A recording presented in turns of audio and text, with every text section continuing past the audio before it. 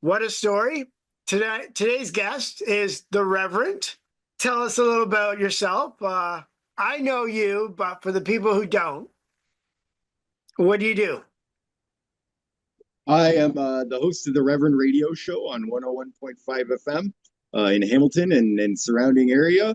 And I guess I say I'm a music influencer. Okay. Yeah. All right. That's good. And because I've been on your show a couple times, and how long has the show been going on? Well, the station closed down for a few years during COVID, but th- including those years, I think we just had our 14th birthday in like 2 months ago. Wow. Okay. So long lasting. It's a formula that obviously is working. Um, so what made you get into radio? Like that's like a multi-pronged question, okay? Okay. Like when I was little, my dad was big into rock music, so that's kind of the thing that was rock radio was kind of booming in the 90s. All And right. so he kind of, I think, gave me this reverence for the people who were on the air. But then Howard Stern came to Canada in the 90s, and that was like, this guy is like the coolest dude on the radio. Yeah. But then he didn't last, I think he lasted less than a year in Canada on terrestrial radio before he got kicked off. So, again, my interest in radio died down after that. But when I was 15, 16, I got a job at a radio or a gas station. And at the gas station, I was there. I was the evening shift. I would close the station down, and we only got one station in this gas station, one radio station. And after like 9 p.m., they would just play back to back Alan Cross, Ongoing History and New Music, and that kind Okay. of ignited. That was like, yo, because I'm big into like I have a huge CD collection, and I'm reading all the liner notes and stuff. I'm one of those guys. And that just kind of reignited like, hey, I do all this anyways, and it could be on the radio in a show like this. And it Yeah. kind of ignited my interest in the radio. And then when I got the chance, I was like, why don't I, kind of combine the personality of Howard Stern with the knowledge of Alan Cross, and that became me. Bingo. And I can see that. Now, Yeah, because radio is, let's say it's traditional form, right? yeah. Have you ever thought about branching out into multimedia? A lot of people push me there, but my thing is I like to include the music. So like, with podcasts and such that makes it a little more expensive and complicates it. Because again, I've been on your show many a times. Very interesting. Yeah. Huge following. Um, Always fun. If you ever get the chance, people, and you get a chance to get on the radio, this is the Yeah. man you want. Um, Now, I know you have many upon many upon many stories we've shared. Yeah. All right. I am Sean the Reverend Sexton, and this is my crackhead carjacker lap dance story.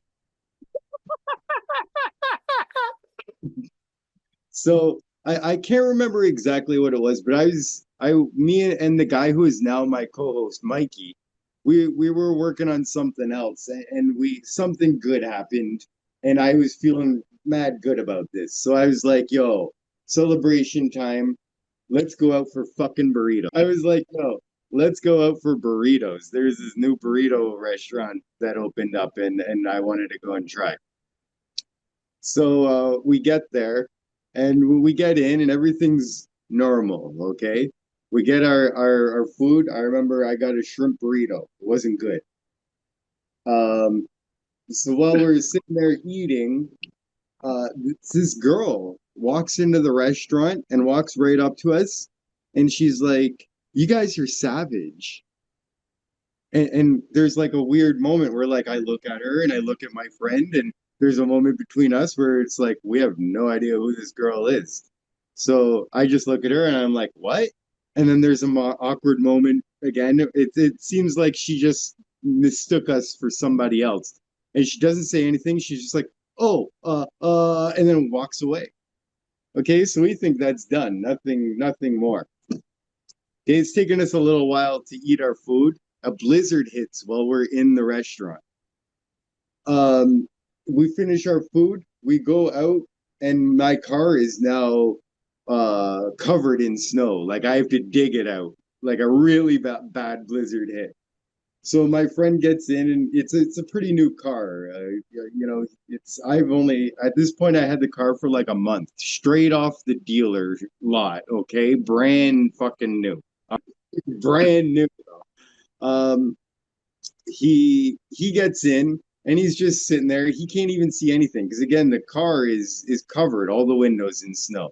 And I'm digging it out with my brush and everything. And this girl, she's wandering around the parking lot still. She comes up to me and she just starts talking to me. Like, hey, what's your name? What are you doing? Blah, blah, blah, blah, blah, blah. Two things become immediately apparent. One, she's really high on some sort of drugs. Two, she's into me. You know what I mean? Yeah. Okay. So she starts being like, I can tell from your eyes you're a drug addict and stuff. And I was like, what are you talking about? I'm still just trying to clear off my car, and she opens my car and gets in. Just invites herself in. Okay, my car's running. She gets into the driver's seat and just sits there. She gets in, my buddy's in the passenger seat. She gets in just like it's her business, and she's like, hi. And he's just like, hello. And now she's in my car. So I reach in, and it's got one of those push starts, you know? So I reach in and I push it. So now I know she can't like it. You have to be so close to start the car with the keys. So now I know I can just walk away and she'll be in my car, which sucks, but she can't get away with it. When she realizes I do that, she she does the splits in my car. She puts her muddy boots up on my dashboard, all over my stereo and everything. Okay, like I said, it's a snowy blizzard outside. She's getting everything muddy and dirty and everything. And my buddy is just sitting there like, what is this girl doing? Okay. And I start being like, you got to get out, get out, get out, get out. And she, you know, like you were a teenager at one point. You know the move guys do where they like backhand flick your balls? And it Yeah. really hurts. She starts doing that to me. So, man, I lose it. I start yelling at, get the F out of my car, you living crackhead. Okay. Mhm. She's like, no, no, no, no, be quiet, be quiet. She gets in my car and or she gets out of my car, sorry. And as soon as she's out, I get in there, but now I'm in my car, but she's standing in like, I can't close the door. You know, she's standing like in that spot. Bro, she climbs in the car on my lap. She gets into the car between me and the steering wheel on my lap and shuts the door. And now I'm Okay. with this girl on my lap. I have no idea what to do. And she goes, drive around the back of the building. And I was like, why? And she looks into my eyes and she's like, what do you think? And then my buddy next to me, he doesn't know like the conversation that happened outside the car. He just knows this girl got into my car and now she's on my lap. He goes, did you guys negotiate a blowjob out there? And I look at him and I was like, I have no idea who this girl is. Okay. So I'm sitting there trying to negotiate with her, get the F out of off my lap and out of my car. I'm able to, like, I start calming her down and stuff. Like I said, she's like a million miles a minute talking because she's messed up on I don't know what. But I calm her down. I figure out she's a student at the college here, and she lives with her grandma. So I say, okay, get into the back.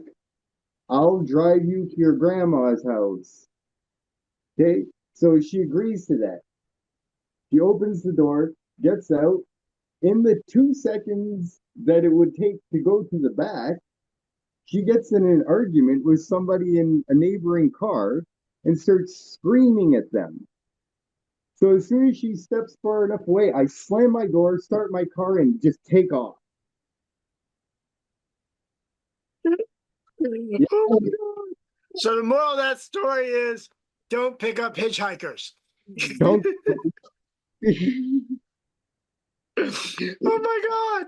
Well, at least Yeah. you're safe. And you didn't make the news. So that's a good thing. Yeah. And then again, thank you for the story. And so the Rev, where would people find you? They can follow me on Instagram at Radio Reverend. And again, every Saturday night, 6 to 9 p.m. on 101.5. Cool. All right, Rev.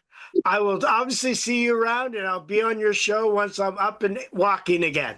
Yeah. I'll talk to you later. See you later.